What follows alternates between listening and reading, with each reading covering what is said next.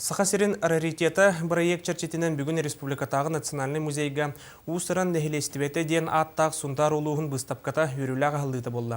Бұстапқаға түн бұлыр сұндар ұлуғығар оларын аспыд жон ехеттері қомостыра күнне олыққы тұттылуы тәрелдері кен күрдіруге тұрдылар. Бұл күрдік Сахасерин раритеті проект хейтінен төт сылустата чурапчын таатта ұсалдан қаңғала сұлустары музейге сөді қылаттырын ұқпыттыры білдер.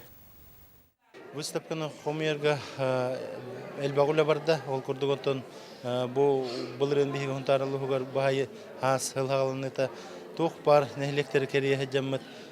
Онны жон нәхілегайы бейхақа музейдер балдар, онны бар экспонаттары көрі, ұрую, түмі болбыта, онны тон көстүбітінен ұру тұрыққы бұл даже 16 сүйетәғі монеттар, курдук арас болулар жоңы чахны коллекцияға бары білі біте, онын білген ол барыда түмілден оннатон хұрға бичікке кейді бұғыл.